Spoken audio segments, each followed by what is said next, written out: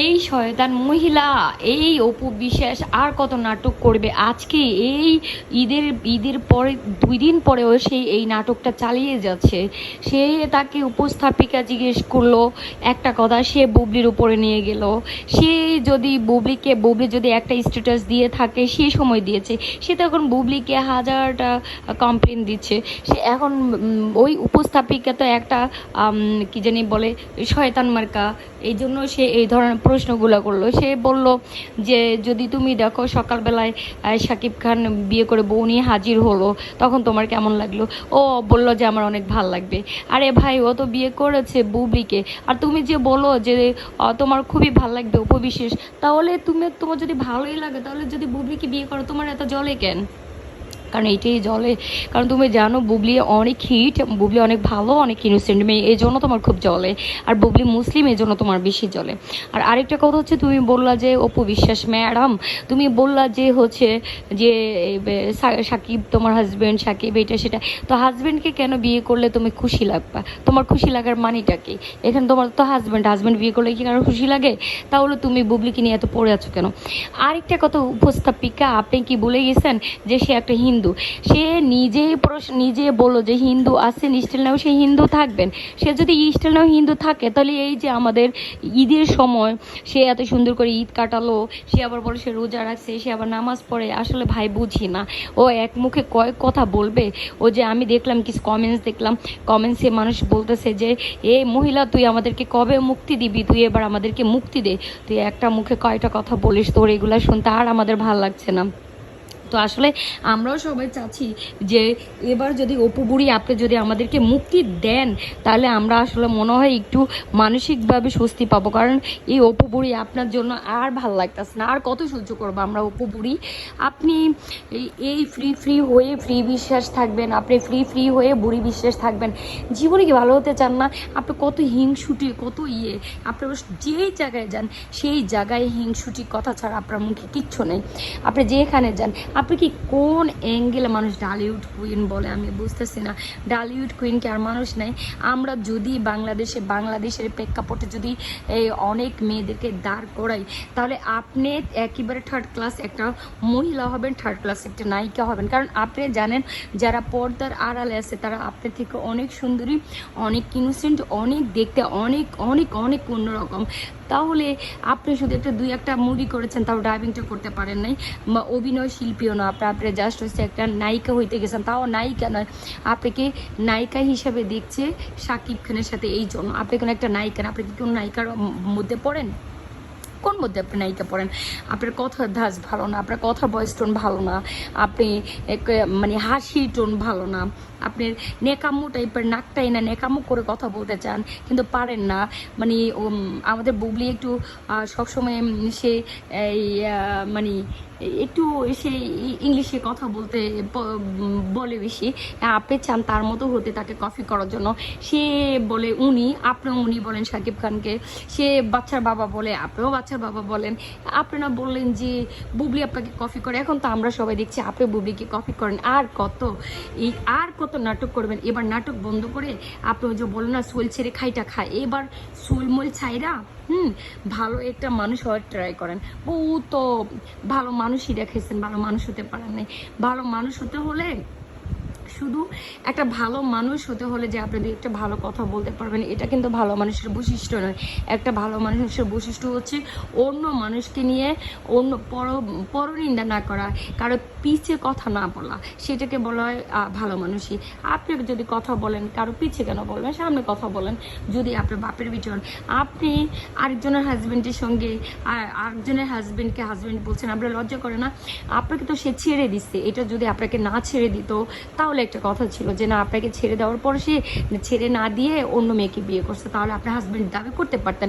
আমরাও তখন বুবলিকে, শাকিব খানকে কিছু কথা বলতে পারতাম। সত্যি কথা বলতে আপনার কথা বলতে গেলে ঘৃণা হয়, কারণ আপনার মানে কত আইডি যে ব্লক করছি শুধু আপনার জন্য, আর জানি কয়টা আইডি ব্লক করতে হয় শুধু আপনাকে, যেন আপনার কোনো ইন্টারভিউ যেন চোখের সামনে না আসে। কারণ আপনার ইন্টারভিউগুলো দেখলে গা জ্বালা জ্বালা করে, যখন আপনার হাতের দিকে তাকায় তখন আরও বেশি গা জ্বালা জ্বালা করে, মনে মোটা মোটা আঙ্গুলগুলাই কেমন জানি বিশ্রী, চেহারা একরকম, ঠোঁট একরকম, মুখের ঘাড় একরকম, হাত একরকম। আপনি কিসের কুইন, কিসের যে আল্লাহ একমাত্র মাবুদ মাওলা জানে। আল্লাহ আপনাকে কে কুইন কুইন বলে, কারা কুইন বলে? তারা যারা কুইন বলে তাদের কোনো রুচি টুচি নাই, রুচিবোধ কম, বুঝছেন? তারা আসলে এই কি জানি বলে খেতে হবে, ওই যে রুচি কমে গেলে কি জানি একটা জিনিস খায়, ওটা খেলে রুচি টুচি বাড়ে, তাহলে তাদের আসলে যদি তারপর রুচি চেঞ্জ হয়। কিন্তু আপনার মানে অবস্থা দেখা মনে হয় যেন যারা আপনার নিয়ে কথা বলে তারাও আসলে এই রুচিহীন মানুষ, কারণ তারা যদি রুচিহীন মানুষ না হতো আপনাকে কুইন বলতো না। আরেকটা কথা, আপনি যে বললেন ইদারিং আপনি দেখছেন আমার মুভি করে, এখনও আপনার কত হিংসুটে, তো সে তার মুভি বলবে না কেন? সে ইন্ডাস্ট্রির মুভিও বলে, আমাদের মুভি বলে। আপনার মতো আমার বলেন, আপনার মতো বলে না 65টা মুভি করেছি আমি। আমার লেভেলে আসতে হলে নাকের জল চোখের জল একদম চুবাচুবি করে আসতে হবে। আপনি বলেন যে আপনি ভালোবাসে শুধু শাকিব খানের বিয়ে করছেন, কেন বুবলিকে শাকিব খানটা ভালোবাসে নাই, ভালোবাসে বিয়ে করে নাই, বাচ্চা নেয় না? আপনি যেমন ভালোবাসে বিয়ে করছেন, বাচ্চা নিছেন, আপনাকে ডিভোর্স দিছে। বুবলি ভালোবাসে বিয়ে করছে, বাচ্চা নিছে, কিন্তু সে এত বুদ্ধিমতী, সে চেপারেশনে আছে, সে ডিভোর্স দেয় নাই, সে আমার হাজব্যান্ড বলতে পারে। কিন্তু আপনি কি করছেন? টাকার লোভে ডিভোর্স দিয়ে দিচ্ছেন। কিন্তু বুবলি চাইলে যে কোনোভাবে ডিভোর্স দিতে পারে, কিন্তু দিচ্ছে না, কারণ বুবলিকে যেদিন বিয়ে করেছে সেদিনে মহারানা 2 দিন পরে মহারানার হক দিয়ে দিচ্ছে। কারণ আপনার মতো এত নির্লজ্জহীন বুবলি নয়, বুবলির মন মানসিকতা একটু অন্যরকম। কারণ একটা মানুষকে ডিভোর্স দিয়ে দিলে তো দিয়ে দেওয়া হয়, হ্যাঁ, একটা মানুষকে দেখি না আমার হাজব্যান্ডটা কতটুকু ভালো হয়, দেখি না তাকে চেঞ্জ করা যায় কিনা, দেখি না তার মুড চেঞ্জ হয় কিনা, এটা সব মেয়েরাই চায়। কিন্তু আপনি চান না, আপনার দরকার ছিল টাকা আর জায়েদ খানের মতো ওরকম। আর এই এখন ইদানিং যতগুলা ছেলে আছে সবগুলার বড় বোন চরিত্রে আপনি অভিনয় করলে ভালো লাগতো, যান ওদের নায়িকা হয়ে ওদের সাথে যা যা করার তাইতে করে। কিন্তু কেউ আপনার মুভি দেখে না, না আপনার চেহারা দেখতে চায়, আপনার দাঁতের দিকে তাকালে মানুষ ঘৃণা করে। আপনার মানে কি বলবো, আপনাকে নিয়ে মানুষ শুধু হাসে, বুঝছেন? আপনি মনে করেন আপনাকে ভালোবাসে, কেউ ভালোবাসে না। আপনি যত মানুষকে দেখবেন হাতে গোনা কয়েকজন আপনাকে নিয়ে ভালোবাসে, আর সবাই আপনাকে ঘৃণাই করে, কেউ ভালোবাসে না।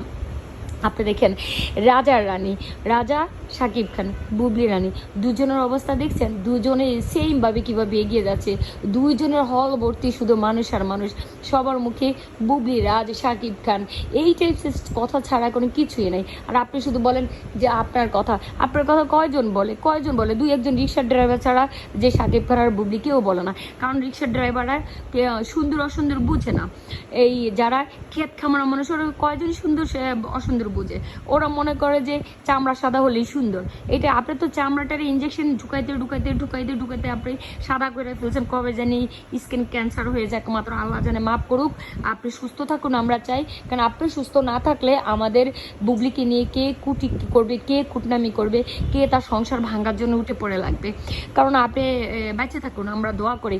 আপনার মতো এত মনুষ্যত্বহীন আমরা নয়, কারণ আমরা বুবলির ফ্যান সবাই বুবলির মতো একেবারে মানে অন্য ধরনের হবে, কুল মাইন্ডের হবে, ভদ্র হবে, নম্র হবে, শিক্ষিত হবে, এডুকেটেড ফ্যামিলির হবে, ভদ্র ফ্যামিলির হবে। আপনার মতো মানে এত ন্যারো মাইন্ডের বুবলির ফ্রেন্ডরাও না, বুবলিও না। তো আপনি আসলে যেরকম টাইপের মানুষ, আপনার কথাবার্তা আর কি বলবো, ঈদও আপনি বুবলিকে ছাড়েন নাই। বুবলি আপনাকে নিয়ে যত জায়গায় কথা বলছে, সে একটা নেগেটিভ কথাও বলে নাই, পজিটিভ কথাগুলো বলছে। আর আপনি সবগুলো নেগেটিভ কথা বুবলিকে নেবেন। আপনি সে 8-10 বছর আগের ইমোশনাল না কি প্রফেশনাল? আরে ভাই, তখন তো আমরা ভাবছিলাম যে এটি ইমোশনাল না প্রফেশনাল, কারণ আপনি তো 8 বছর বিয়ে করে বাচ্চা নষ্ট করতে তারপর আপনি এই বাচ্চাটা নষ্ট করতেন 6 মাস আর 3 মাস পরে আপনি নিয়ে আসছেন। কিন্তু বুবলি কতটা দেখছেন ব্রড মাইন্ডের, সে 3 বছর পরে দেওয়ালে যখন পিঠ ঠেকে গেছে তারপর সে বাচ্চাকে নিয়ে হাজির হয়েছে। আপনার মতো না এত তাড়াহুড়া কিচ্ছু করে না। আপনি যতভাবে তাড়াহুড়া করেছেন ততভাবে আপনি ধ্বংস হয়ে গেছেন। তাড়াহুড়ো করে বাচ্চা নিয়েছেন, ধ্বংস হয়ে গেছেন। তাড়াহুড়ো করে ইন্ডাস্ট্রিতে এসে আন্দাজি মুভি করছেন, আপনি ঝরে পড়ে গেছেন। তাড়াহুড়ো করে ডিভোর্স দিয়েছেন, আবার এখন পিছনে ঘুরতেছেন লম্পট মহিলার কথা। আর ভালো হতে কোনো পয়সা লাগে না, ঈদেও মানুষকে ছাড়তেছেন না, শয়তান একটা।